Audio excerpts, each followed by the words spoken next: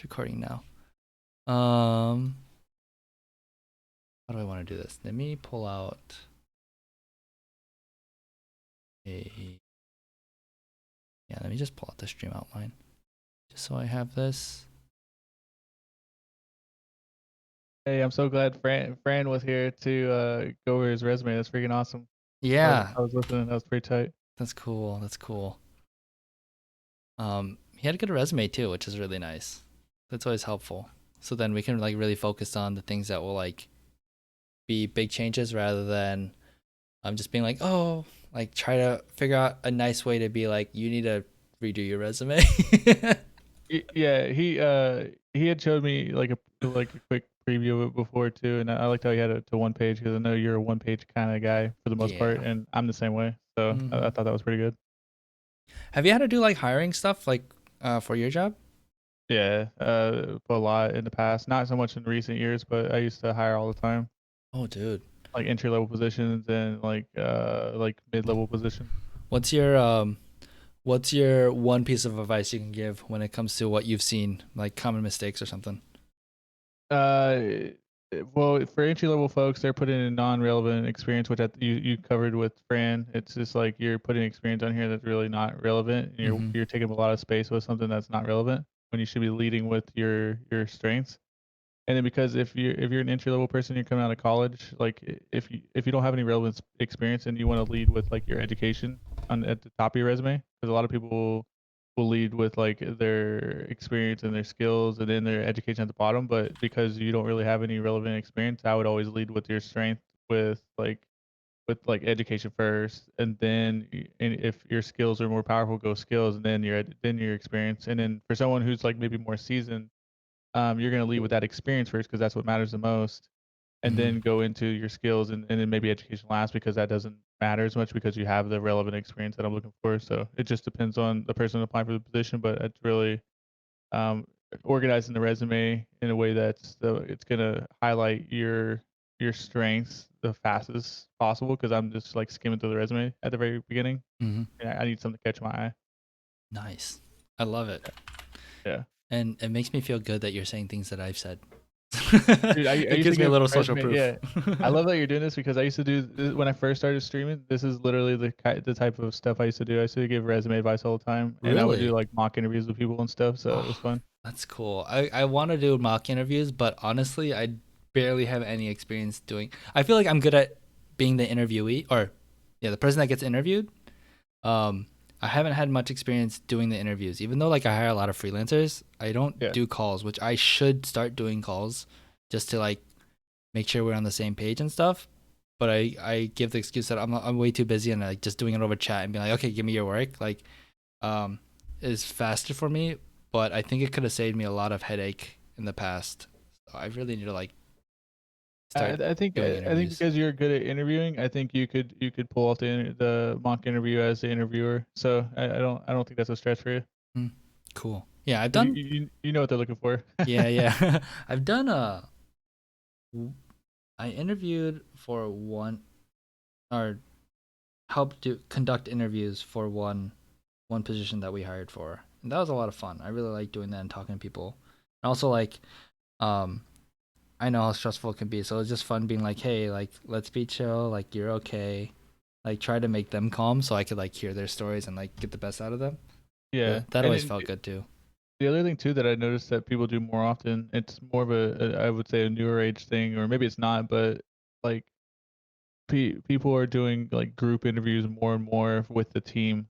So it's more to see if the team will have a good like chemistry with you in Oh. addition to your experience. So the like I've seen some younger hiring managers like include like a obviously if they have a huge team they can't include everybody, but they include like a lot of key members from their team, Mm-hmm. and those folks either can just observe or they can ask questions. They're not forced to really like do one or the other, and it's really just to see if they're going to mesh well with the team or not. And I'm like, that's really cool because then you're really finding out if there's chemistry or not there, or if there's going to be some personality conflicts or stuff like that. So in addition to just being qualified, like, do you fit in well with our group of people that maybe have a certain personality type that are going to clash with this personality type? So it's pretty cool. Oh, that's interesting. Yeah, now that I think about that, I've been interviewed that way. Like we had at my last engineering job, I did interviews with like, the director or whatever and the project lead, like all individually. And then I did an interview with like a board of three of the guys that are pretty much my age. Right? They're all like engineer level 1 to 2 or something like that. But they were all people that I'd probably be working very closely with. So I think now that you mention it, it was like to check if I was a good culture fit and I could like work alongside those people since I would be. But it was all like it was three of them or four of them that I talked to. It was also weird because one of the guys was like my lab partner, Oh, what like the two heck? That's years crazy. before that, or something like That's 4 years before crazy, that. dude. That's Yeah, tight. but yeah, now that you mentioned that, that makes a lot of sense. Because what we've done with what the interview process I was a part of with Golden Guardians, it was like, oh, we do 101. I was supposed to ask questions to get like more like how familiar are they with like games and esports. Then we had someone else like talking about like social media and someone else talking about like more operation stuff. And but we all did that individually. But I feel like that would have been cool to do as a group, just for exactly the reasons that you mentioned. That's cool. Yeah, it's just another way, another angle to do it, and then like the burden of the decision like doesn't solely fall on the hiring manager at the end of the day, like because it's a high risk sometimes. Even when you think you have everything nailed, you may not know how they're actually going to feel or fit in with the group once they're actually with the group. So it just Yeah. makes it a little bit less stressful for the hiring manager and a little bit more stressful for the person being interviewed because they have more people there. Yeah. No, I've also heard like those really scary ones. I think they're more like business where it's just like you're sitting on a lone chair and then in front of you is like a huge desk with five like VPs and like project managers or like big honchos and just like they're just asking questions. It feels really cold. It feels like a courtroom kind of situation. That's terrifying. But Oh yeah, I had that problem. I had the one interview that I actually did not pass because I've passed like most of my interviews. I have like I would say like a 90% like success rate nice. with interviews. Is that one time I did not pass an interview was like one of those types of interviews where I was like interviewing with like a director, a bunch of like VPs, and it was just like it was. I feel like I was in court and I was getting drilled by the prosecuting attorneys. Like it was pretty hardcore. Oh, that's scary. That's so Yeah, scary. huge learning experience. I'm like, okay, this is definitely not an entry level interview. Oh, that's funny. All right. I guess let's get down to business. Real quick for everyone watching, we got Steve here. We've talked. We know each other. We're good friends, and he has a Twitch channel where he's mostly streaming League of Legends. But I think there's also a lot of other games you're doing. But I would say your community, your Twitch stream is very focused around the community that you've built, which feels like a very strong, closely closely knit community. But you come to me to really talk about YouTube and figuring out how to um, extend your reach onto there to pretty much grow your Twitch stream, right? Did I get that intro pretty well? Yeah, that's very spot on. Mostly gained a following through League of Legends streaming, and that's kind of how I met you because I used to listen to the Lola podcast. So I don't know if you've mentioned that here on your stream before, but Lola was kind of like how I knew I first heard about you, and Uh then I heard you moved to my city years huh. later, and I was like, hey, I'm gonna reach out to this guy on Twitter and see if he wants to get some lunch, and that's kind of like how you and I hit it also. I thought that was pretty cool because those are very rare instances. Never in my life that I would ever actually meet the guy that was the host of Lola, the host and creator of Lola podcast. It was kind of crazy. You're giving me way too much credit. You're making me sound like I'm a big deal. I thought it was pretty cool, man. I don't know about you, but Lola got me through some days and some of my lesser appealing roles in my company. I bounced around from a number of different positions within the org that I work for, and some of them were not the greatest moves I made career wise, and they were very painful to go through. And I podcasts literally saved me through a lot of those. And your podcast was like in heavy rotation at the time because I was like super hardcore in the league. I still Okay. am, but back then it was even more so. And so having that content was good, and having some fellow addicted League of Legends players talking about their experience was pretty cool too. Dude, way too kind. I appreciate that, and I know exactly what you mean too, because I think that's why I got really into podcasts because I was like I hate my job. At least like I hate maybe the tasks I'm doing right now that I have to do for the next 16 hours. So I'm just gonna get into podcasts, and I'm like, oh, this is cool. So cool. Also, Yeah. some more Yep. context is you don't work any sports. You don't work in gaming. You do streaming like on top of your full time like professional experience, right? Outside of anything related to streaming. Yeah, correct. Yeah, I don't have any like esports or like gaming related experience other than the streaming piece. Gotcha. By the way, can you hear someone singing in the background? I don't hear anything. You're good. Okay, let me know. There's this dude that like I don't know when it is. Sometimes it's in the afternoon, sometimes it's in the morning, sometimes like it's Sunday, Saturday, and he mics up, opens his windows, has like a speaker, and you just hear him singing in Spanish, just going at it, which like props to him. Like that's really cool that he's like doing that. But I'm like, oh my gosh, like why are you mic'd up on an amp? And why are all your windows open singing like as loudly as Dude, that's possible in our hella apartment? early. I, Holy moly. yeah, actually, it's only 10 too. And like sometimes he does it at 1 p.m., but like, dude, like you don't have to mic up, man. Put on some headphones or something. It's He's crazy. going hardcore. Yeah, I really like the passion. I wish I could like be brave enough to just like sing like that loudly in my home, not mic'd up. But dude, this guy goes Yeah. hard. It's so funny. Nah, your mic's good. It's not picking that up, so you're Okay, good. cool. Yeah, let me know. All right, so let's figure things out. So one, I want to mention that with Twitch, I've been digesting a lot of content, so I'm just gonna be regurgitating some stuff. One person I listen to a lot is Devin Nash. Do you know who he is? I'm not familiar, but I heard you mention him earlier when you were Yeah. talking to a friend about his resume. So he's a CMO of Nerd Fusion, which is a agency company that works with a lot of streamers. But previously, he was also he was part owner of CLG, and he was part of the selling to Madison Square Garden. So he made his big chunk of change there. He's also done some other businesses. Excuse me. But right now he's been, or the last like 7 years, I would say, he's been trying to position himself on Twitch as the guy that like the Twitch guru, the guy that knows everything about Twitch, business stuff, right? So he's been streaming pretty much 5 days a week, Monday through Friday, after he's done with work, or like, yeah, when he's done with work. And he does a lot of these talks. Then I mostly go through his Twitch and watch the VODs because he doesn't upload fast enough onto YouTube. And a lot of the stuff he doesn't upload onto YouTube. So I just kind of look at the title, skim through it, and then figure out like what I like about his stuff, what I want to hear. But he basically says that Twitch is not a discoverability platform. There's no way to get discovered on Twitch without using outside social media, right? I'm probably sure you've experienced that a little bit too. Yeah, I Um, can agree with that wholeheartedly. yeah, and 100%. Yeah, it's the algorithm, there is literally like really there is algorithm, but it's not very good compared to other social media platforms to discover anybody on the platform. So, yeah, I hear you. yeah, and like he's actually really worried about Twitch because they're it sounds like their leadership doesn't make moves to improve that, and they lost the market share to Facebook and YouTube, which isn't a big number, but it's a number, and it's kind of concerning, especially when those numbers are like big players like Facebook and YouTube, where they're going to take over the world too, with Amazon.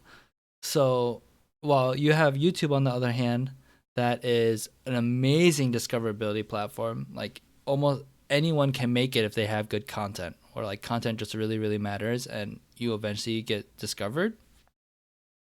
Um, but he talks about this a lot. So I think it's really good that you are looking into YouTube and maybe other stuff too to get your content. And I would check out I'm trying to think if there's like a really good video you need to watch from his YouTube channel, which there are probably a lot. And maybe if you just scroll through his thumbnails, you'll just find one that like really fits what you're thinking, or your like hits the problems that you're having too. About Yeah, Twitch. I was looking at it right now as you were telling me. It's definitely some homework I need to do here for Yeah. sure. And there's not a shortage of content. A lot of his stuff is like really long. So, really good stuff. Yeah, especially if you're like listening to podcasts in the background, like having one of these videos open on a second, like just like listening to it is gonna help. Um, yeah, I'll look into a lot. What I really like is like his case studies, like where he'll do one-on-ones with people. Like he'll talk with Amaranth, or he'll talk with Alinity, or he'll talk with Ludwig and like other big streamers and YouTubers, and they'll just talk about like their problems or what they're and Devin's thoughts about like how they can be growing like their empire even bigger. Those are really really interesting, and I feel like would matter very matter a lot to you as someone that's a streamer. So I would check his stuff out. Um, but yeah, with that, let's talk about maybe get me up to date with like the kind of stuff that you're doing with your stream, maybe some goals that you have with your stream, and then going into how can we figure out how to get content onto a YouTube channel for you. Yeah, so I'll give you the back. I'll give you the history and then kind of where I'm at today. I've been streaming for 3 years as of this past June. Mm-hmm. Mostly Congrats, League of dude. Legends up until hey, thanks man, appreciate it. It's been an interesting journey for sure, and I've been mostly streaming like League of Legends for the majority of those 3 years.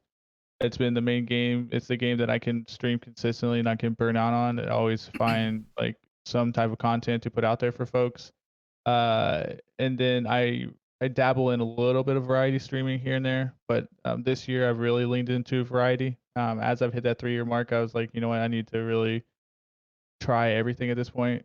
And if I want to play other games, I shouldn't be apprehensive about it because of it impacting my metrics, Mm-hmm. even though my metrics aren't like huge, like it does impact my metrics whenever I do play other games. So I think now is the time for me at this point where I'm already 3 years in and I haven't been able to get it to take off like I've wanted it to. Yeah. So I think it's just I'm at the point now where I'm like, you know what, I don't mind anymore about the metrics taking a little hit if I'm gonna go play another game because it gives me an opportunity to jump into another genre that I enjoy and also meet folks that are interested in the same type of gaming that I'm enjoying. So I've done more variety streams this year than I have in the past 2 years combined, and that's where I'll play a different game almost every single day if I feel like it, or I may play League the entire time, the entire week. It just depends. Mm-hmm.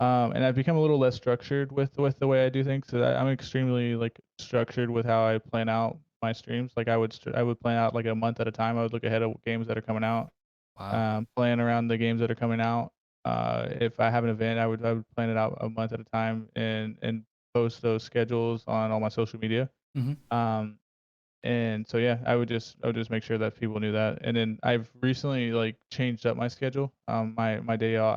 I felt like it would be better to have Monday and Tuesdays off for my job because those are like the heavier work days for me. And I noticed that I'd have to like kind of shuffle my schedule around a lot of times. So I was like, you know what, let me just switch my days off from from Tuesday Thursday to Monday Tuesday, and it gives me like a weekend if you will from streaming. So I'll have 2 straight days off, and then if I ever like I said, if I ever get a good rhythm going with the other content outside of streaming, it gives me 2 straight days to get that content out a week instead of breaking that content up over like every other day, you know. So you can have 2 consistent days to work on that content that you're trying to put out there. Mm-hmm. Um, and which leads me to where I'm at now is like I know I can do more, and I'm not willing to necessarily give up the streaming thing until I put everything into it and say, okay, I give it my best shot, and this is it, and I'm just doing this for fun now because I feel like I'm at that level where I'm at it's a hobby for me, but I know I can probably put a little bit more effort into it right Sure. now, and then let the chips fall where they may. But I know I've been lagging on the YouTube side of things, and like you said earlier about discoverability, Twitch is definitely not the best for discoverability. And I've seen multiple people, streamers that I know even, that have put YouTube content out there, and the YouTube content has actually really helped push their streams to a higher level with viewership and visibility and discoverability. Where he has a lot of folks coming over from the YouTube side to his streams, and they're consistently coming back to watch his content on Twitch, which helps boost his viewership, boost his numbers, and gets him. It just compounds the discoverability factor for him at a certain point. So um, we definitely have different experiences. We offer different things, but the approach he takes with the YouTube content and the way he consistently puts out his YouTube videos has helped drive his performance and expand his growth a lot faster than mine has. And I've noticed that. I was like, okay, that's definitely a huge missing piece for me.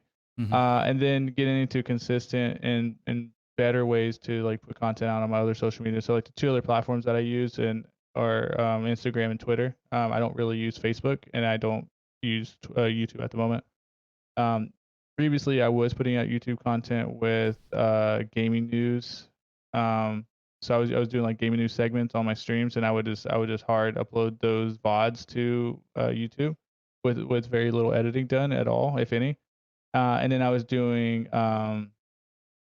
also doing at one point like a vlog about my experience on Twitch and kind of what I've gone through and things that I learned along the way. And then occasionally I would just do like clips and highlights of my stream, like different things that were going on with my stream. So I just put random things on there, but really inconsistent and kind of all over the place with what the type of information I was putting out there, and Mm-hmm. there wasn't really any like cohesion with the content I was putting out there. So I know that it was kind of like just a Dropbox for all my stuff, and the same thing with like my social media too. Like I don't think like Instagram, I feel like you have to have a cohesive message when you're putting out stuff on Instagram, and I just kind of like throw whatever I want out there, which I know that's not the most effective way to grow on that platform. And I think the only platform that I do okay on is Twitter. Mm-hmm. Twitter is like my only platform that I do okay on because like I feel like Twitter is like kind of like you're speaking your mind on whatever situation, and you can kind of be um more random on that platform. I feel like otherwise it's like the other ones you have to be like a lot more direct with what you're trying to put out there. But Yeah. yeah, that's where I'm at right now. I know I need to reevaluate my social media big time, and I'm trying to make a push to really maximize my effort with my stream because I want everything to funnel back to the stream. I want folks to eventually like see my social media posts and then or my YouTube videos, and I want them to eventually come back and like, hey, I want to see this guy live. This guy's awesome, and that's kind of like the angle that I'm looking for. Yeah, sure. Okay, cool. That was really extensive. I like that. Yeah, so I probably won't be able to say much on Instagram, but I think there's so much stuff on like resources on Instagram and even Twitter on if you just Google it on YouTube or just search it on YouTube stuff. So I think what we'll focus most on is probably Instagram feed. Probably focus more on YouTube, but and I think figuring out Instagram and Twitter might be easier question mark to do. But yeah, so I Yeah, noticed yeah. I noticed your random access stuff was getting views. Like you had the one that has 900 or 491 views right now. Um episode 8. Yeah, so yeah, that's a good point, and I don't know why I stopped. I think I stopped because I just didn't have my schedule set up in a way that was effective for me. I was burning out with doing that and Yeah. streaming at the same time, and I agree. That's definitely something that was starting to pick up a little bit. Like I actually broke the 100 view mark on a couple of those videos. I was Mhm. like, oh, okay, this is actually not bad. It was all based on the game that I was covering. So the way I did that segment is I would cover the week's news and gaming, like all the different things that are going on. So it would be like, okay, there was a scandal with Riot Games with women being discriminated against or women being harassed in the Mhm. workplace, or there was a strike with work conditions where they were forcing folks to do crunch and stuff like that, and we would just quickly discuss the highlights of the week for what was going on, and it was supposed to be like a really digestible like news segment for me that where we just cover the high level bullet points, and then we jump into like the game of the week where I would talk about an upcoming game or a game in development that maybe wasn't really highlighted, Mhm. and discuss what that game is about, what the platform was, and all that stuff. So I would just post about those different games, different random games that people may have not heard about, just to get exposure to those games, and also, um, just talk about games that I was interested in. Yeah. Did you like doing it though? Yeah, yeah, I like it, and that's actually the angle that I'm gonna go for, like when putting more content back out there, because I feel like that's the most interesting thing to me. And if it's not interesting, obviously, then I don't want to do it because then you're just gonna lose motivation. But I always like gaming news, gaming segments, and I also like highlighting like quote unquote indie games that may be coming out to Yeah. help discover those games. And I know like each video is not going to do the same based on the type of game. Like for the Pantheon video, that was like my best video. It was obvious that Pantheon would blow up because that game has a really big following. and it makes sense. And then like some of the other games like Planet Zoo that had a bigger following behind it, and Planetfall, those games had bigger followings, so those would actually get a little bit more views. So those videos definitely need a lot of polish. I was using PowerPoint to do a lot of the work on there, so it looked really kind of amateur. So I just got to clean that up a little bit. That's interesting. I think the polish is probably okay. I remember watching the first few. um, yeah, I think the polish is fine. It's not like there's nothing offensive about it. So therefore, I think it's good enough. I think actually you require so much prep for this that it's probably hard to make it sustainable. Um, I don't know if you agree with that or not. Yeah, Depends because on your time. half of your time is spent like looking through like interesting topics to talk about, and then the Mhm. other half is like finding a game that you're interested in talking about that's actually gonna have enough content for you to cover Yeah. to speak about. So that's the research part component of it, which I don't mind that part. It's just finding the time to do it and being more efficient with my time. hmm Yeah, and maybe I mean, you've only done 9, 10 episodes, 11 episodes of this. So, like, I feel like no one figures out what it actually is by 10 episodes, right? Like, even like the podcast I just started, like, I'm like, every episode I feel like that I'm thinking of is so different from each other that, like, you're still figuring out the whole way to do it. But one thing that I really, really, really, really like about this random access stuff is since you're covering, I don't know if you have the stream open or not. Um, Yeah, I have it open. yeah, so I have this thing called vidIQ, which I switched over from TubeBuddy to vidIQ. So I'm not really that familiar with vidIQ yet. But what happens is like when it has this functionality where you can see what the search volume is, right? So the search volume is not bad, and then the competition is super super low.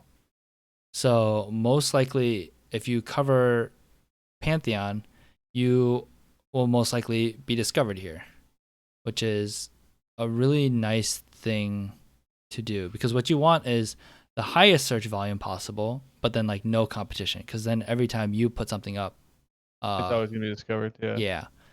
And unfortunately, I still don't see your video, but it could be because it's old or something. But I think that's why that one did so much better. And I'm curious to see like what the analytics behind this video is too, like what the audience retention is, and if people like just skip to like they saw the first stuff they weren't interested and they only came for the Pantheon stuff, so they skipped to it or whatever. Um, Got it. Got it. And that comes from the vidIQ the extension. You're able to so see it from there. um, I've never heard of that before actually, so this is cool. yeah, so this is my channel. If I go through, actually, is this old enough? I think this is old enough. So if I go to the dashboard and I look at my analytics, I can see this audience retention graph. So what happens is that if I want to You're trying to get a click on job in this, oh, let's mute This that. is what we're gonna talk I can about. see How like to get this a is job everyone drops in off. esports. Everyone's videos drop off really drastically in the first like 30 seconds, right? But then I could see that eventually people kind of stayed, and every like peak that I see means that someone either like copied and shared this at this timestamp, which that's probably not happening with me, and the peak's not that big. But most likely someone's actually just skipping through the video. Because if I skip through it with using the L or J key, which skips like 15 seconds, or I think it's 10 seconds, or the arrow keys, they skip through it. Every time I see like going down, that means people are leaving the video, and like a dip like this means that people are skipping through it, skipping over this part. And then the peak is people rewinding or sharing that video at that timestamp or clicking on that timestamp. Since especially I timestamp my videos a lot. This doesn't help too much because I don't have that many viewers. But for example, I don't know if I can show this or not, but like for Golden Guardians videos, like we looked at the Golden Age episodes, and I could literally figure out when different players are on the screen talking, if people are skipping or watching it or rewinding. So actually, one of the big conclusions I got from our docuseries is that every time there's like a really cool play, that happens on screen from one of our games, people rewind and watch that play again. So when you have a lot of views on a video, you can actually figure out like what people are interested in or where people are looking and where people are getting bored. So like let's say you could find out, a lot of people found out when they put their intro stinger where it shows their logo for 10 seconds and they spent like all this money on Fiverr or like actually designed it themselves and they're so proud of it. But during those 10 seconds, they lose 20% of the audience because it's a really long logo and no one cares about it really. Um, People realize, oh, I shouldn't have those anymore. Or if they put their hook at the beginning of the video, or those like little teasers that people put of like their 40-minute video of TFT, they put like a 30-minute, like this is the most amazing part.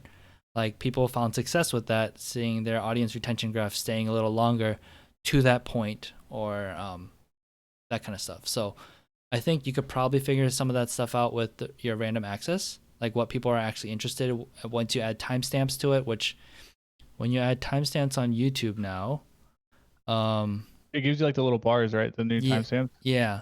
So you can actually see what people are skipping around to see. I Oh, that's think pretty cool. with longer form content, you see that more. Let me see if that happens with this podcast. Yeah, so with this podcast, you can see bigger peaks. This is most likely going to be where the timestamps are. That'd be my assumption. Got it. So, but yeah, with YouTube, the most important thing is the three things are like your content has to be good, but you could arguably say that your thumbnail and title are more important than your content because no matter how good your content is, if no one wants to click on it because they don't know what the content's about or it doesn't sell them, they'll never click on it, right? If you have the most amazing product to sell on Amazon, like whatever it is, if no one decides to buy it because the price is too high or it's not advertised correctly or people don't know what this product is, like no one will buy it. Same thing with your videos. So I think it's really hard with talk shows or long form content exactly how you want to do your thumbnails because there's so many things you're covering. Yeah. Um, but Typically, I always stuck with the game that I was covering. yeah, and I think that makes sense. I really do think that makes sense. And then what ends up happening, I think what you could do, one, it all depends on like what your YouTube goal is and what your channel goal is. But another thing you could do is like you see that this random access video got a lot of views. It's like maybe I should start like really going hard on covering a lot more Pantheon like information. And then, maybe you actually love the game and suddenly your channel pivots to like and your Twitch pivots to like a lot of Pantheon like streams and like highlights and news stuff. That is also a possibility that might happen. Um, an opposite thing that happens for me is the most successful videos I've done are these videos about podcasting, podcasting platforms. And it's really annoying because these are really old videos. I think they're really bad videos and they're totally not what I'm trying to do right now. But I could have pivoted my channel to just talking about podcasting. That's not my goal, so I don't want to. But it's making Yeah. me think a Yeah. lot about like maybe I should do like every now and then a video catered towards esports that's like how to start your esports podcast because everyone likes it. A lot of people like making esports podcasts. But yeah, this is an example of the opposite where like something I did gain traction and I don't want to do it. But it all depends Yeah. on your goals, I right? think that's similar for me too because I like that it got views, but I don't think that is. I don't want to be a singular game person. Like I don't want to pigeonhole myself into like one singular like medium, and Yeah, that's where like I want to. I mean, I had to go subscribe to you, man. I didn't know. I didn't realize I was that subscribed. was So so loud.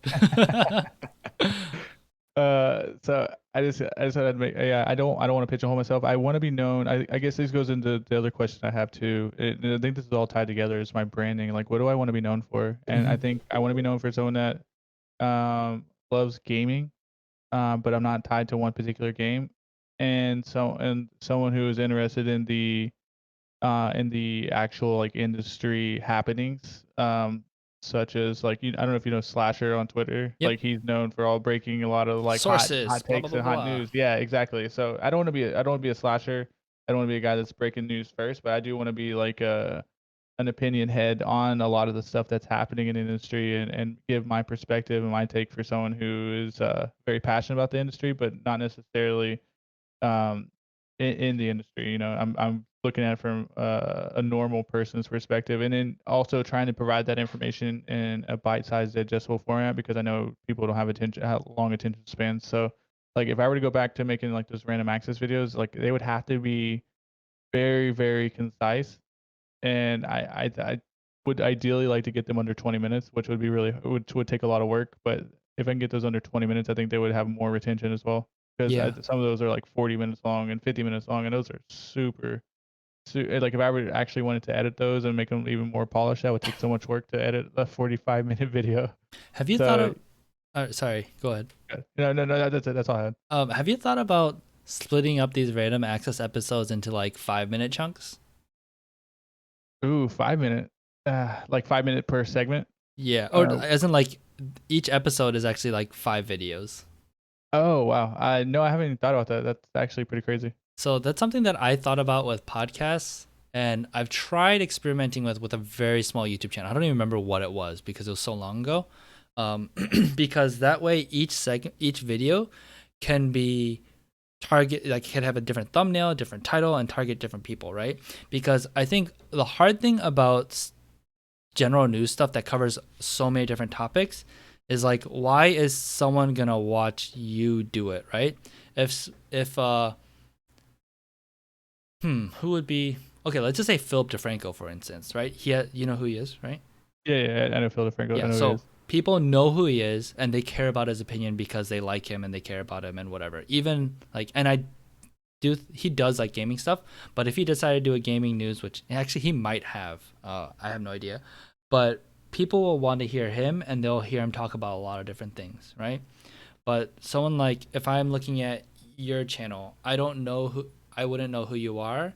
Why would I listen to you talk about a whole bunch of different things when I might only care about one thing or two things that you talk about? And even though I care about you talking about Pantheon, like, why would I care about your opinion on it or what you're gonna share, right?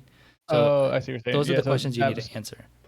so break up. I could say I could break this up into two different playlists. You could have your game discovery playlist, and then you could have your gaming news segment playlist. Is that what you're saying? Like break it up that way? Um, I don't know exactly what you mean by playlists, but Well, I mean, like in your videos, like you said, you break up your videos into smaller sizes. I don't know how I can get to 5 minutes, but I could definitely break those videos in half at the very least between gaming news and gaming discovery, which is what the two combined things are. gotcha. So then, like, huh?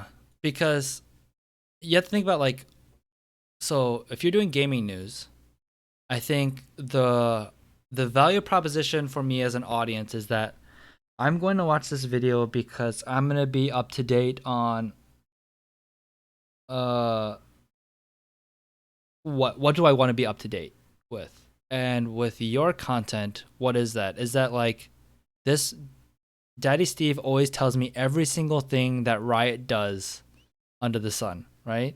Or is it, I want to get a broad overlook of everything that happened this week in gaming that's like interesting, or the most Yeah, like controversial it's the stuff? second one. Yeah, it's the second option. Yeah, the broad look of everything that happened in gaming this week, so I kind of know what's going on in my gaming sphere.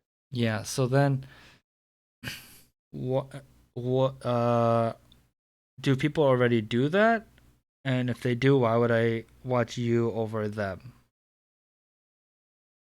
That's a good question, and I think people do this or do and I double do, um, but I think the problem is it is too long, and even my form is too long, Mhm. and a lot of it's just like they upload their podcasts to YouTube, and they basically have like a 3 hour podcast on YouTube that people are probably not watching.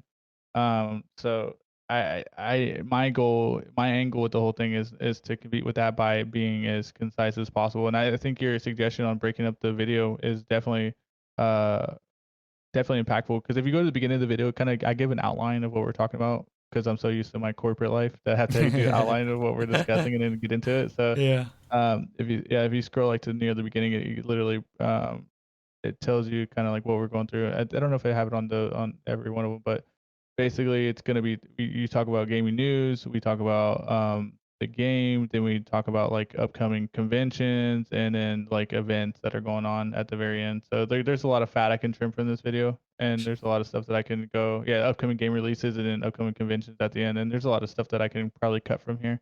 Yeah, so like I think, see, for your Twitch audience, let's say, right, the people that know you, I think they would watch this stuff on. It makes sense on Twitch as like a show, right?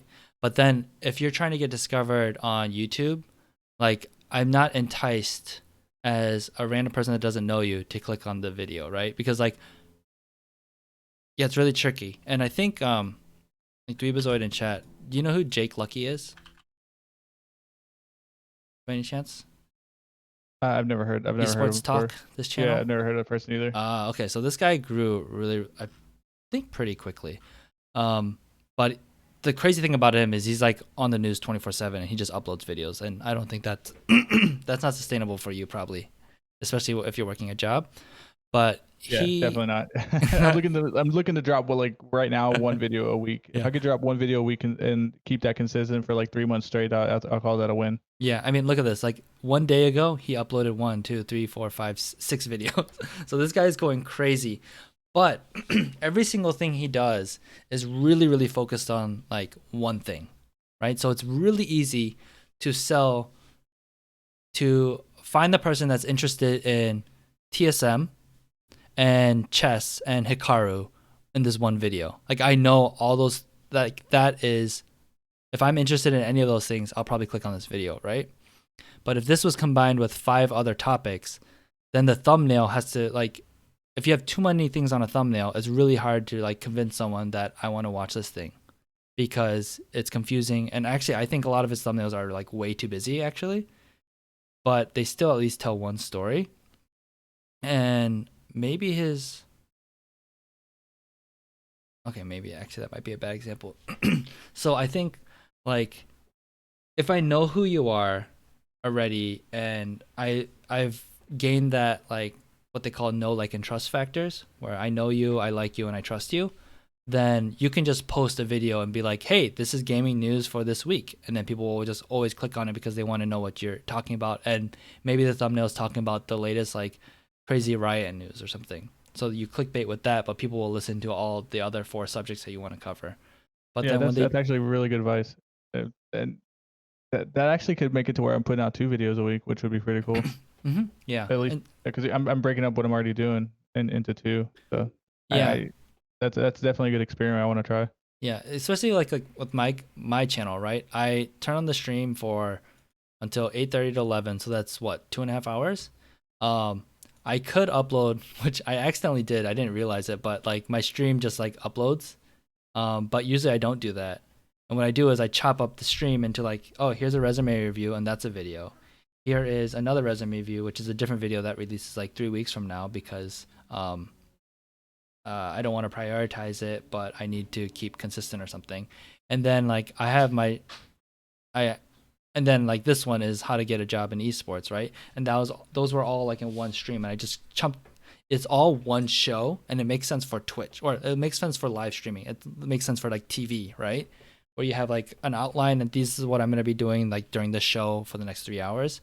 But then like on YouTube, am I am I going to come to YouTube? Which the answer might be yes for some people, but am I gonna come to YouTube to find a specific creator and watch his 3 hour long show, or am I gonna watch something for 5 minutes, 10 minutes, 15 minutes, 40 minutes about one specific thing, and then move on to another video to think about to watch another specific thing?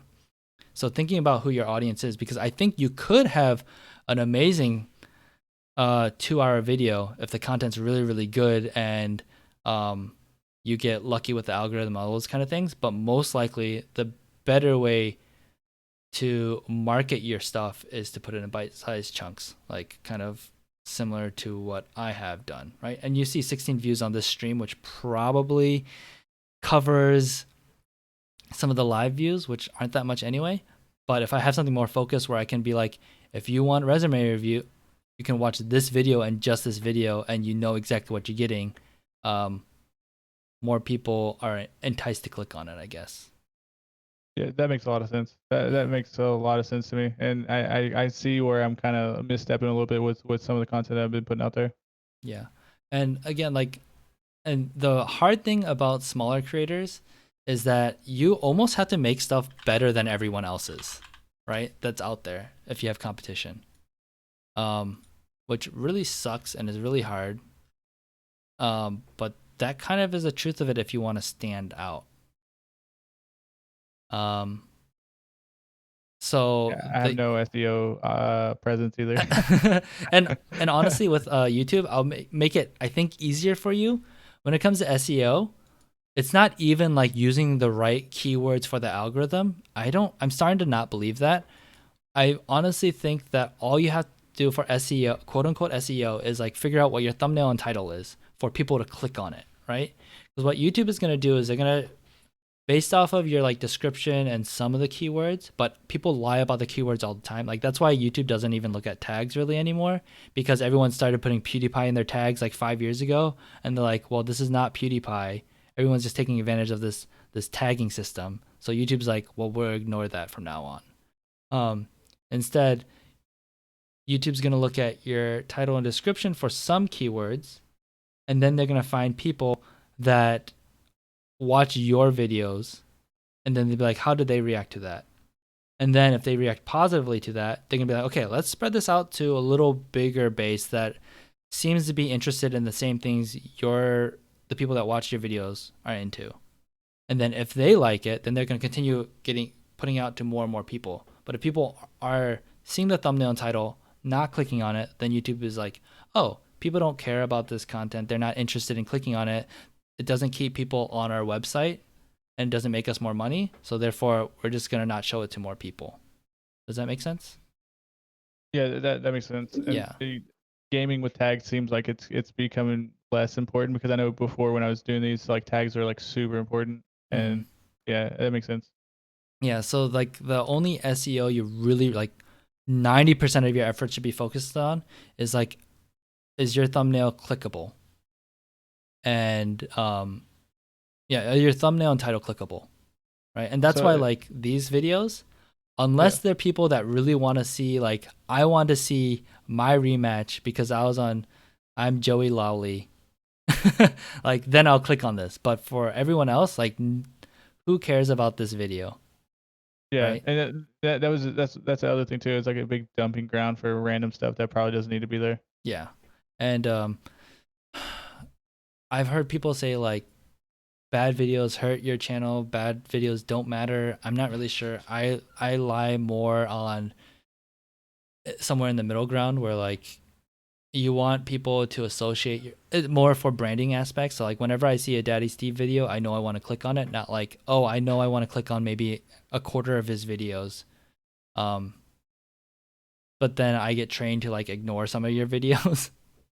Exactly, yeah, Yeah. and I think it goes back to the branding thing too because I want to switch from the Daddy Steve thing. I want to switch from like my community is known as a daycare, because I'm a dad and I'm like I'm more mature gamer, and you know Mm. you have some folks coming in that are like a little bit more immature, a little more like toxic and from the league community anyways, Yeah. and trying to like groom these people to like like not be so toxic to their community and not be so toxic in their game. So it's kind of like that fatherly guy that's kind of like giving the kids advice on how to like be a normal functioning human being and not just be toxic and troll your teammates. So I thought that was good at the time because I didn't really have a brand before that. Hmm. Uh, which again, if anybody's getting into streaming, get a damn brand before you start streaming because it'll help you so much in the future, and get a brand that's going to last you long term. Because as I play this brand out a little bit, I noticed that it doesn't have longevity for me. Uh-huh.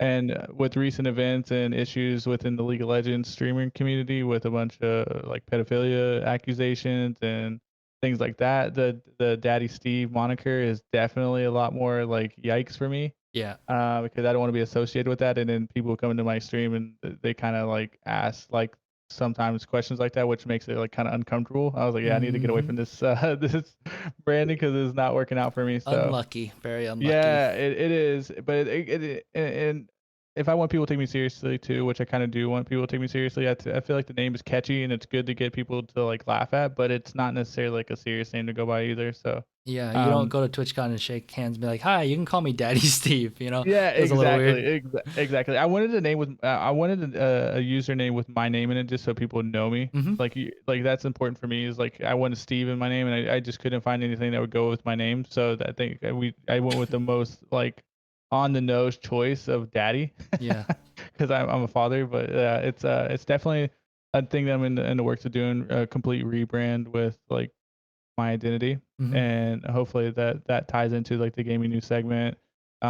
Me, just talking more broadly about the industry, and then having more mature conversations with the community. So kind of pivoting from what I've been doing is kind of not really putting a lot of forethought into the branding and the content I'm putting out, and then trying to have a concise message across the board.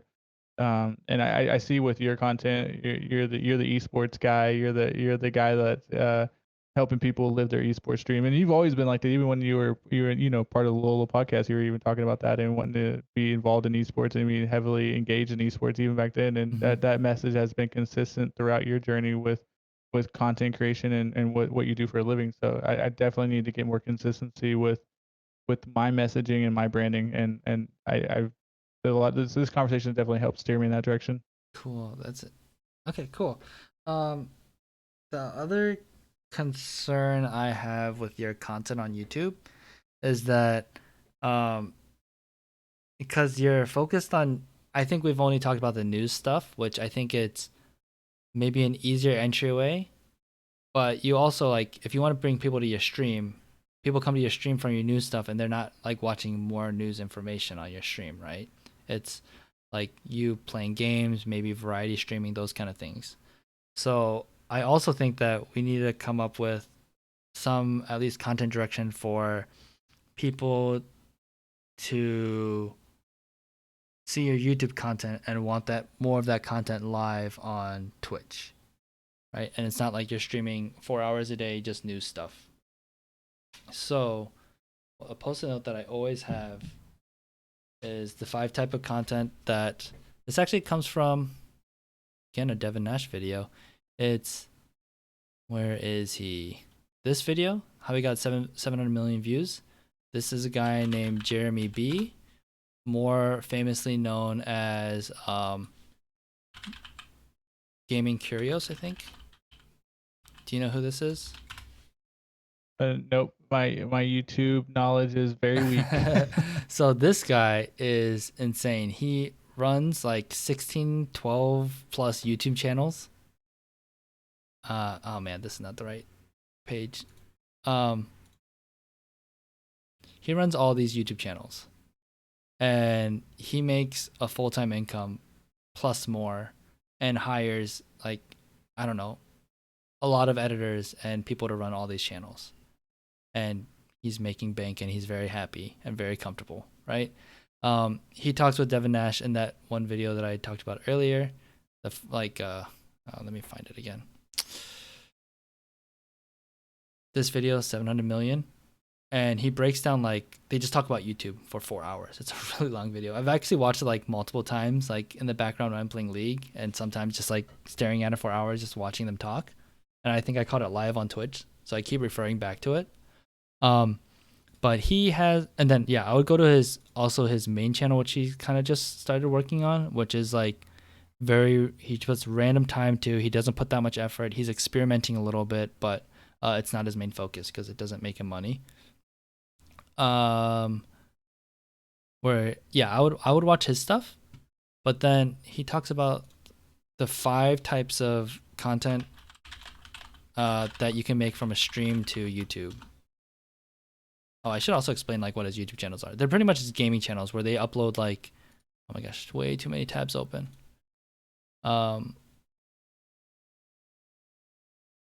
it's pretty much like one of those clipping channels, but he's able to figure out a formula to just like go crazy and make like views on everything, teach an editor how to do all this stuff, and to manage the channel, to do thumbnails, and they just keep doing just gameplay videos over and over again.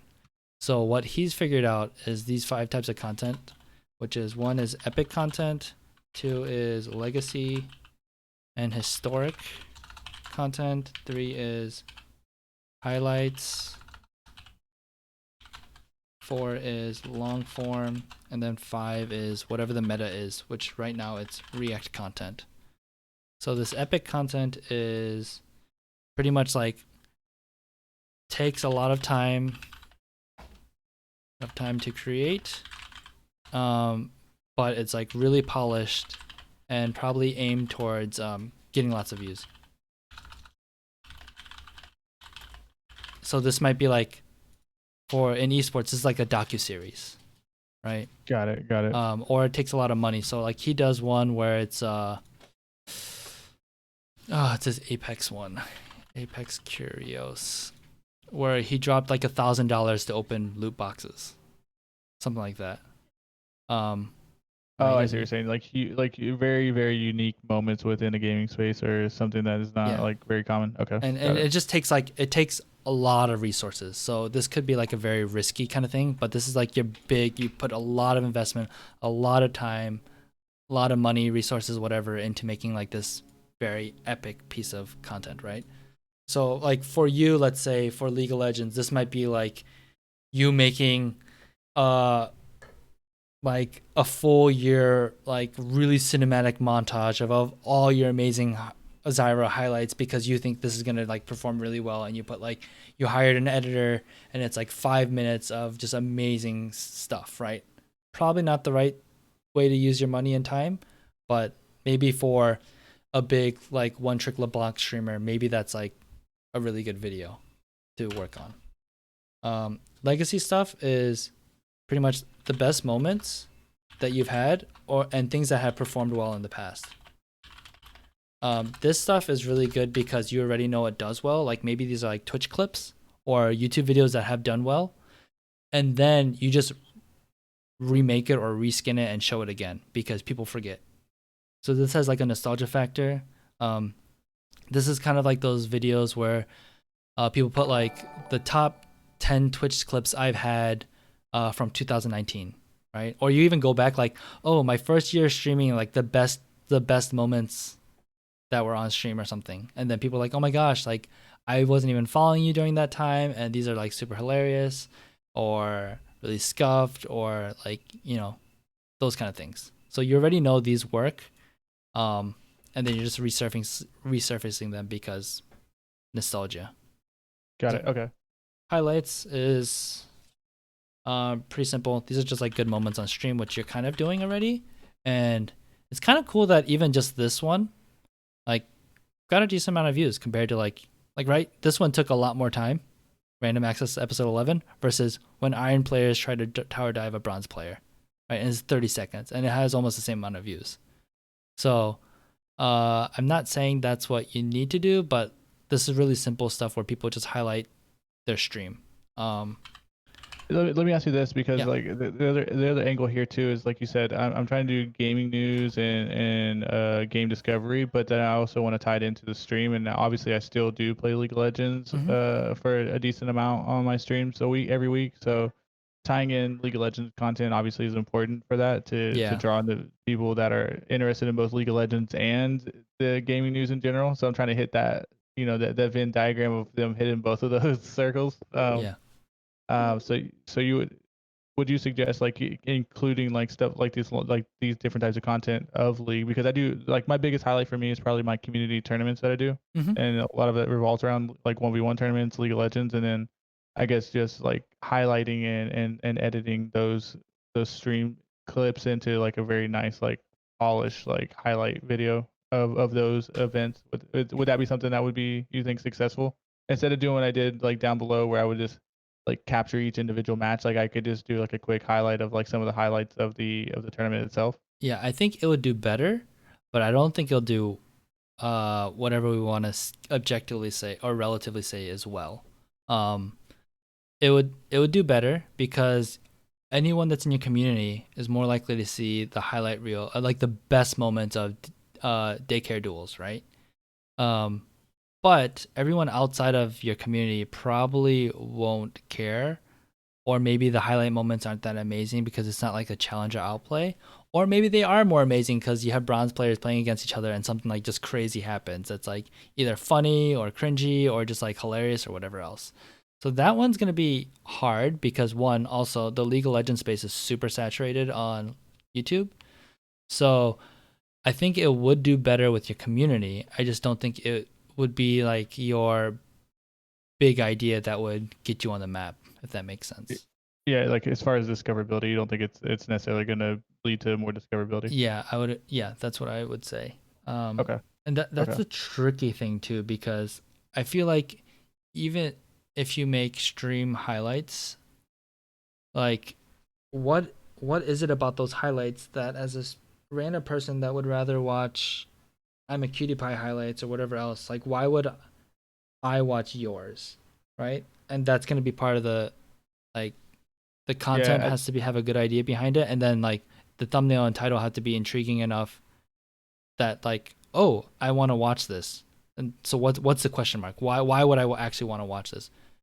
yeah. My angle there would be that I throw like slightly polished tournament events where I actually wear like my suit jacket and I have like certain overlays that like help make it look like a quote unquote LCS broadcast, like a scuffed one. Yeah. um, and it's a well organized format that we have. And to your point about high level gameplay, we do have like somewhat high level gameplay in it. It's not a bunch of bronzies and gold Hmm. players running around, but yeah, I think I have something to work with there. I would like to experiment with that and see how that works. Because Yeah. I think if I could put together a well edited video, that might work out. Like a 5 minute just quick highlight of the tournament would make sense. Yeah, and I think that's an interesting one too, where this video would be almost for it wouldn't be like, hey, I'm trying to make this video go viral and get 1 million views, but it's like this is gonna get hopefully 50 views, and half of those people are gonna be people that have no idea who this community is and what your Twitch stream is. But like, even though it doesn't get a ton of views, it's gonna convert a lot of people to come join your community to be in the next tournament. Like, I think that's what the thing is. It's not to get a lot of views, but it's to get good conversion, right? Or Yeah, get it's get to good get those people discoverability. that are into that type of thing. Exactly. Yeah, Yeah, exactly. because it's not gonna be like a T1, like a Tyler one. What do you call it? TCS? Oh, I forget what he Hey, calls it. my tournaments are actually not terrible. Like the only thing that T1 had on me was his transitions. His transitions were like super top notch, but his backgrounds were, I would say that we were equal on TCS, man. Because some of the stuff he did for TCS, I've been doing for my tournaments for years. I was like, That's awesome. this guy is actually doing some of the similar things. So Yeah, we're very close. Like I have an analyst desk that I sit behind on stream, and I do the whole get up, man. yeah. So then I think what you have to think is like you have to think about the audience and like what is gonna pull someone in to watch someone that they don't know who this is and watch their tournament highlights, or why would I be interested, right? And I think production value isn't necessarily a good driving factor for it, but there's probably something there. And again, it's not gonna go viral, but it's gonna convert. So it's just like really thinking about like why would I click on this video, and that the thumbnail and title have to be enticing enough to click on it. And that's where like the clickbait comes in. And clickbait is like suddenly a term that's like very watered down now. It really doesn't mean like what it used to, where it's like I show PewDiePie's face because everyone wants to watch PewDiePie, and PewDiePie doesn't show up at all in the video. That's like bad clickbait, and that's what it used to be. Now it's something more positive, where it's like I'm I'm giving you something really really enticing to click on. It's like a really good title and thumbnail uses good clickbait. That's like it's a very different term. So you just have to think about like what is your enticing thing that's gonna get people to click on this content. Like what's the question marks that you leave in their brain that's like I need answered because I have a lizard brain, and also like oh I want to see what happens in this because for some reason I'm interested in it. That's a Yeah, really tricky I part. hear you. I definitely hear it. And I'm thinking of the thumbnails for my tournaments. They've always been bad, so I definitely want to work on that. And let me ask you real quick on the thumbnails for my like gaming segment. What could I do to make those better? Like I know you want to be like as very little wording as possible. Kind of put something to catch their attention, which is what I did with the cuts of me doing random poses. Mhm. Um, like what could I do to improve the thumbnails? And did you say which of the content specifically did you say, or The just any random of it? access thumbnails because they're the ones I took the most time on to actually put something out there with Yeah. decent thumbnails. So I would say remove your face because okay, there's two thoughts about or three thoughts about the face. One is that if you're not a well-known person, no one cares who you are. So why would they click on it because of your face is in the thumbnail? Like that's what Devin Nash does. Like he used to put his thumbnails in a lot of his videos. Then he realized no one's coming to see me. People are coming to see what uh what the news is about Doc or this something about Voyboy or TSM or Ludwig, right? So that's his thought. Yeah. That's one thought. Another thought is like people like to see faces because it's more personable. So that's the argument against it. And I forgot my third point. But the third Yeah. point is like if you have this real oh gosh, every time I hover over it, if you have the real estate of your face that could be used to get a different point across, then that might be more important. Just like a resume, right? If is the selling point the strongest selling point like your face, or is it Planet Zoo? So if Planet Zoo is, maybe you need to make Planet Zoo bigger, or maybe you could use another screenshot or different text to say something better about Planet Zoo than your face would, right? Um, Yeah, that's definitely another thing I want to experiment with to see what the difference would be there. That's a good point. yeah. And to speak back to what you're saying about like the face, like I think leading with the faces definitely gives a personal connection with the viewer, so they know who's making the videos. But I'm already in the video, so it doesn't Mm. matter. And I mean, my face is already in the video. That's why I kept my face in the thumbnail, because when they click on it, they're gonna see me on the video as opposed to someone who may be talking about something or providing a clip Mm-hmm. and they're not in the video at all. So if I was not visibly in the video, then I probably wouldn't include my picture in there. But because I am, that's why I thought it was okay to include it there. Yeah, and maybe even just like really deprioritizing yourself. Like if you think like you want your subscribers to know that it's your video, or you want to know that a person's talking and it's not just like the robot voice or whatever. Like you can do something where you did here, where it's like you're in the small corner, people know it's a person talking about it. They know it's you talking about it. They know like, oh, there's this like swole hottie over here that I want to like listen to, so like that your face is still in there or something. But just deprioritizing it, where like the main focus is Age of Wonders, Planetfall, or Pantheon. Or maybe if you have like a reaction where it's like Riot Games again in the limelight and you're like really frustrated, so you use that YouTube face, like maybe that's something that you want to do to show like an emotion related Yeah, to it. Maybe that's a thought process behind it. But I would say to improve these thumbnails, let's look at episode 11. I'm gonna actually like just screenshot it so I can actually like hover over it because every time I hover over it, it like starts playing, and I can't even zoom in on this, so that sucks. But um, what this is telling me right now is nothing except this is something about Space Haven, right? That's the only story that's being told. And then yep, maybe if I can read this small thumbnail, I can see it's called Random Access Episode 11. So I know it's a series, but like I probably don't know what Random Access is, and I probably don't care it's episode 11, right? And got it. I think another thing you can be thinking about is if you want to grow, you're not actually making thumbnails for your subscribers. You're making thumbnails for people that have no idea who you are. Because your subscribers would click on it every time anyway, uh, theoretically. Yeah, that makes So, sense. so what I would say is, what is it about Space Haven? What is it about Space Haven that I want to know? What are you trying to tell me about Space Haven? What's the most interesting thing about Space Haven? And for me, like because you're also covering like small indie games, like I have no idea if Space Haven is a game. Is it a game that I'm interested in? Is it a game that you're about to flame or that you're really excited about? At least you gave a thumbs up, so I guess I could. And I didn't even notice that initially. Like, so you're happy about Space Haven, right? So even thinking about the audience, maybe you are targeting people that know Space Haven, so you don't even have to say the name, and maybe the picture says that enough, and you're just giving your review that it's good. That's why the thumbs up.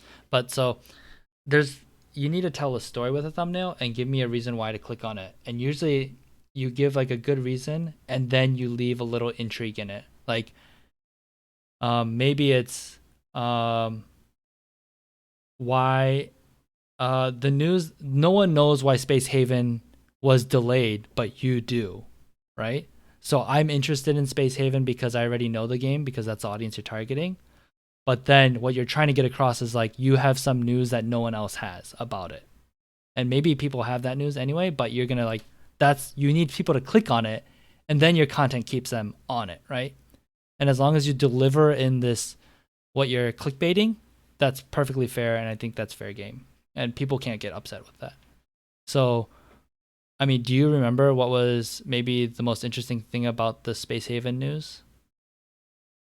Uh, yeah. See, that I think that goes back to the format of my videos.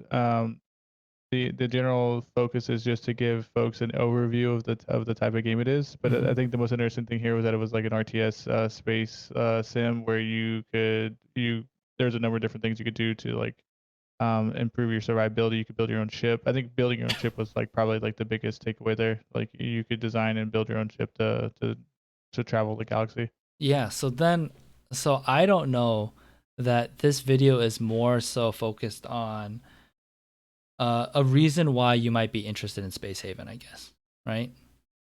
Yeah, that sounds Um, like a neat refinement in that piece. yeah. So then, if you think that's the thing that whatever RTS audience or people that are looking for new indie games or whatever the audience is, you have to figure out what's gonna make them click on it. So if let's say that's the audience you're trying to hit, I would say like, uh, why? I think the thing that you're trying to get across is uh the reason why Space Haven is like gonna be your favorite RTS game if you're an RTS fan, or like a new take, a fresh take on RTS for all the people that are tired of StarCraft or something like that, right?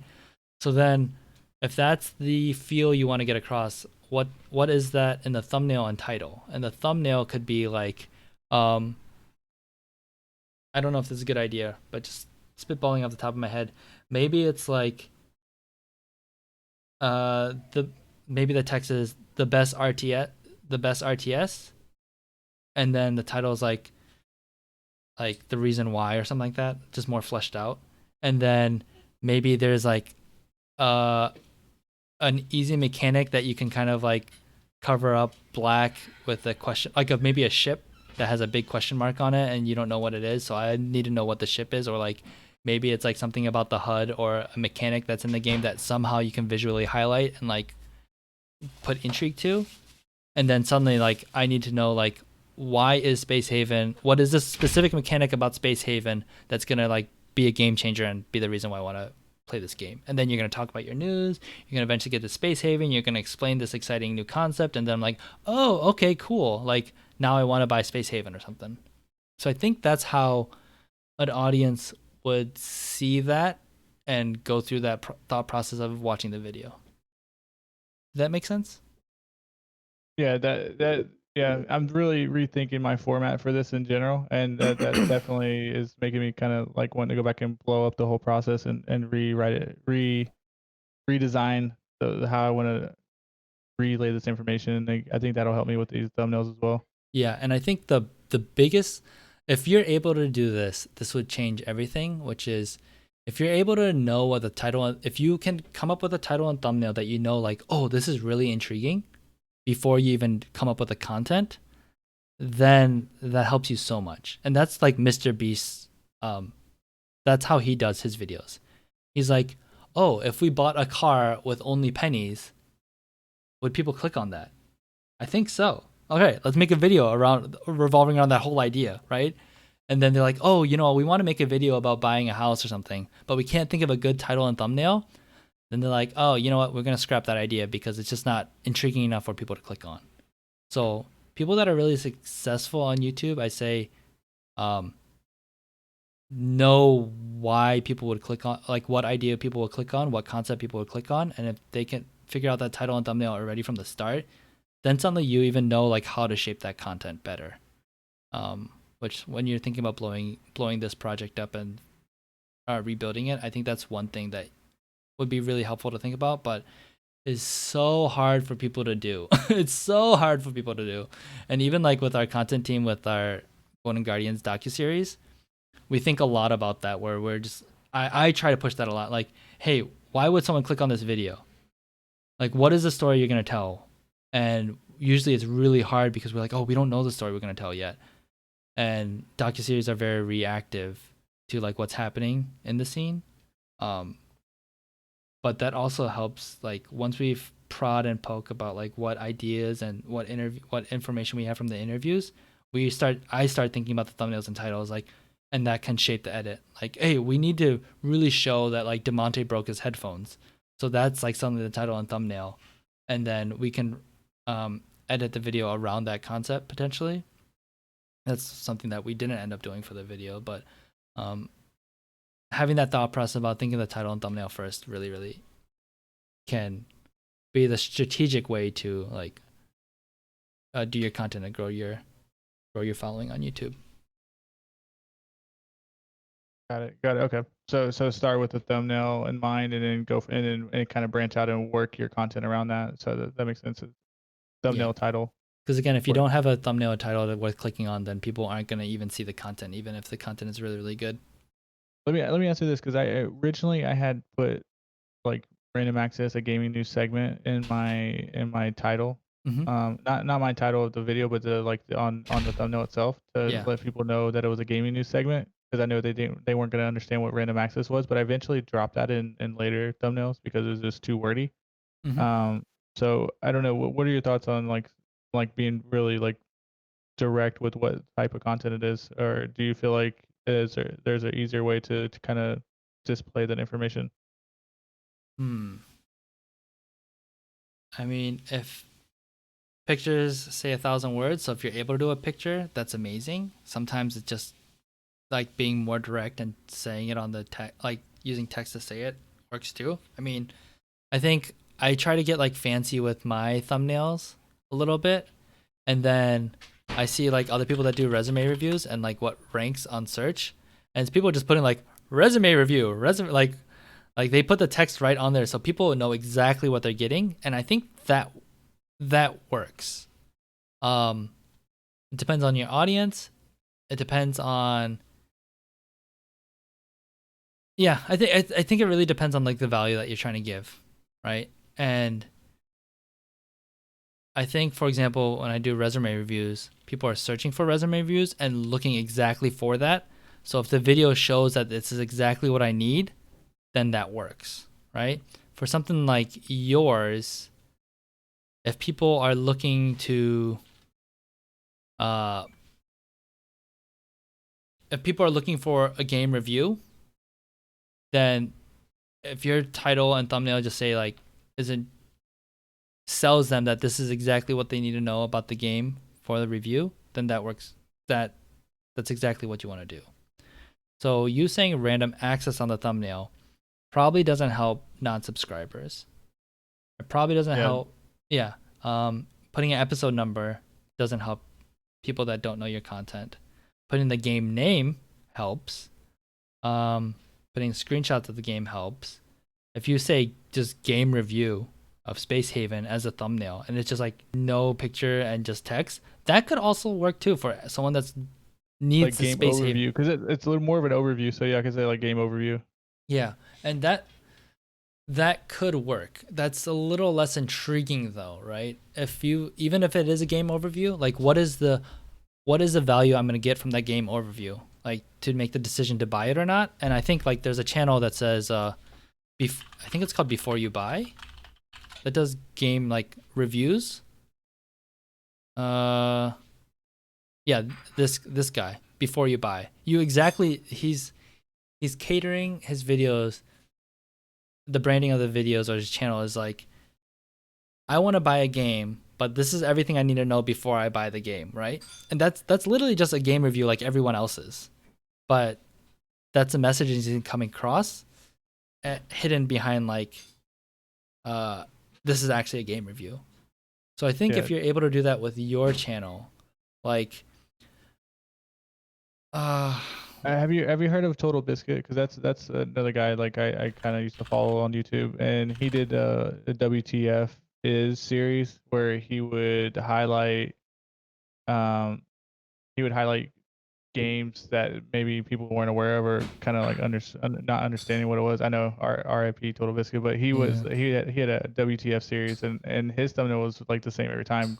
I mean, he was already an established YouTuber at that time, so I guess he can get away with it. But Hmm. he would he yeah, so the WTF is those are literally like discovery type of like YouTube content, and there's not even any like these are maybe the thumbnails aren't the greatest, but he was putting in I don't know, gosh, I don't know why I can't formulate a thought right now, but he was discovering new games for people. So like he would bring up games that maybe were obscure or maybe were mainline, and he was like raising awareness with those games.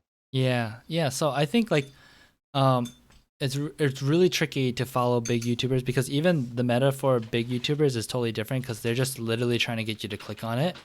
It doesn't matter, and because they're doing homepage, they're trying to get stuff from the homepage, while you'll probably be trying to get people from search initially. Yeah, yeah, Um, but I still do think like what I haven't watched any of Total Biscuit's content. I know who he is, and even these thumbnails, like the feeling I get is like there's something that's like crazy about this game, and he's about to tell me like um what that is, right? That's how the thumbnail feels. So that's why like if I'm interested in Road to Redemption, I might actually click on this because it's just so aggressive, like WTF, right? So yeah. I think He it was still known works. he was known for being bitter and tearing down games. So yeah, that's exactly the feeling he's going for. Yeah. So figuring out what yours is, what the messaging you want to come across for your videos is going to be tricky. And that also might show a hole in your content where it's like, oh, mine is, I don't know if it is, but let's just say it's like, oh, mine is just like very informative, bland. Like, this is everything about the game that you should know. Like, maybe that's a problem. Or maybe that works and you just like double down on it being very informative, suit and tie, like uh PowerPoint presentation, and maybe that works too. Um, but that's where I think you might need to do some market research to see like what are people doing in this kind of genre that you're trying to hit, and what you could either provide that's super unique, or something that you could be like much better at everyone else in the same competition market, or like what's it like to be the number 3 most popular person on this kind of thing, and is that okay too? um that might be okay. You don't always have to be number 1 in everything you do to like be successful, depending on what your metric of success is. That makes sense. Yeah, yeah, I totally agree. And I have a day job, so I'm not looking to be like the next YouTube sensation here. I'm just Yeah, trying yeah. to help with the discoverability on my Twitch. That's the objective at the end of the day is just Hmm. adding additional discoverability tools to drive my Twitch audience to higher numbers. Yeah, and I think the hard thing about that too is like there needs to be a lot of effort put into YouTube, right? So it's finding your balance in that, because yeah, you're not going to be the number 1 YouTuber if you're not going to be able to put that time, and that's perfectly fine. But figuring out what would be realistic then, which I don't really know what that will be either. But I Yeah, I have to get going soon, but I want to finish this, at least this list for you. Um, yeah, with the highlights moments, that's again going to be really tricky with how you're going to do that with your League of Legends gameplay content, and also just doing videos that are like stream highlight might be really tricky because everyone labels that, and that doesn't really say much. But if you're able to be like, I really like this title, when Iron players try to dive Bronze player, like that, there's so much behind that that it's like I'm gonna see something fail, or I'm gonna see both sides fail, and like I don't know, and I kind of want to watch it, and it's short, so it's not even a much of a commitment. This one, Dead by Daylight highlight, I'm so noob. um that works if you're like Ludwig or some big streamer, but like why would I click on that if I don't know who you are? Like the maybe it's like the dumbest mistake that I don't like, know, so dumb that even noobs haven't made this mistake, or something. I don't know what that is. 200 IQ Dead by Daylight outplay is kind of interesting too, but still hard to click on, I think. I really like this one. But yeah. We can talk about that later at some time. Long form content is like discussions or VODs. I think this is also like what your random access is. That's exactly what that is. That is. Um, and then again, the meta. This is just what a lot of people are doing. Oh yeah, the React videos. You pull up other people's content and you kind of react to it throughout, Yeah. commentate on it. Yeah. So I mean, like, this is something that if you wanted to do React videos, I should put meta currently React videos. I mean, like, I think tier lists were a meta thing too for a bit when everyone was like rating streamers and it was like kind of toxic. Yeah, But streamers or other things like they even got to Disney movies and stuff like that. So yeah. yeah, so then like even if you put a tier list section in random access of all the games that are being released in this month or this week or something, that could be something. Um, yeah, because people are like excited about that content and looking for that kind of content. I think another thing, like if you decided to do a React, if it was like reacting to all like the top 5 plays of daycare duels, that might actually be something interesting. And then what you can title is like reacting to, or tournament organizer reacting to bronze plays or something like that, you know, to make it a little more non-subscriber friendly. Uh, reacting to a trailer during random access could be something you could do. Uh, but yeah, it doesn't only have to be React, but I think that's currently like the big meta that's going on. But Okay, got it. Yeah, that meta's been going on for a while for YouTube. So yeah, I'm definitely familiar with that format. yeah, Check it out. and then whatever the new format is today, tomorrow, this week, next week, like just being aware of what's going on and riding that hype train. Like you see that with like, TikTok challenges.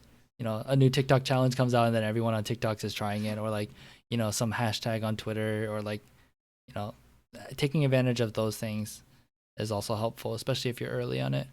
But um, yeah, it ultimately says people like this content and want that content. So Yeah, uh, man.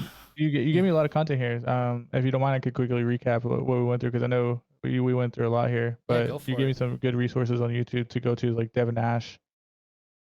You there was the vid IQ. Like I had no idea that even existed, so that was really cool. And then just like the esports talk channel, and then there was the guy that had like 19 YouTube channels to various degrees. So I think I just need to do a little bit more homework on some of the YouTube channels that I want to kind of emulate, or some of the format of video that I want to put out there, and kind of just see how the successful people are doing it and try to see what I can get inspiration from to create the content I'm trying to go for. And I think one of the biggest takeaways that I have from our conversation today is really just breaking up my content that I already have that had existing into separate pieces. So I think that's huge. I think I could definitely get more out of that. So thanks. That's freaking it was freaking awesome, man. Yeah, no problem. I will also say some YouTuber people that talk about YouTube, that are not in like the esports space or gaming space really, are video influencers, video creators, and think media. I don't know if they're the best, but they're people that I every now and then tune into the content or watch a lot of their content. So check those guys out too if you want to figure out like how YouTube kind of stuff works. Um, but yeah, thanks for talking, Steve. Hopefully it was helpful. Is very very helpful. Thank you, and Awesome. it gives me a lot to mull over. So I have a lot of homework to do this weekend. Yeah, yeah. Totally hit me up with more questions and stuff. Yeah, I mean, you have my Twitter and Discord, so we can like continue chatting at some other time. Yeah, let me go cook some stuff up in the lab first, and then I'll see if I'll get your opinion on it once I have a fleshed out plan. So definitely will. Okay, cool. All right, I'll talk to you later, Steve. Thanks, man. All right, bye. Bye. Uh, all right, guys.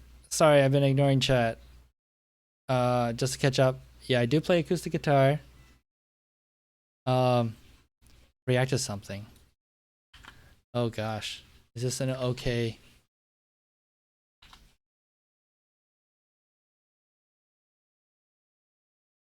Oh, it's just beatboxing. I'll have to do it at some other time. I am way late for breakfast. I'm like 30 minutes late. So I have to jump off now. I did not get to talk about a lot of things I wanted to, but that YouTube stuff was really good. I think the resume review was really good too. But um, all this other stuff I'll tackle next stream, which is Saturday. Yeah, next Saturday. Maybe I'll do another stream to make up for it. I'm not exactly sure, but work is really busy right now. So anyway, thanks for watching, guys. Sorry it didn't cover as much stuff as before, but thanks again for the support. Thanks again for all the people that have followed and subscribed. I don't have the subscribe list. I know Daddy Steve subscribed, so thanks for that. We got Elats, Ilats, Tall and Gangly, Daddy Steve, and Mochi Live. Thanks for the follows, guys, and I'll see you guys next time. Thanks. Bye.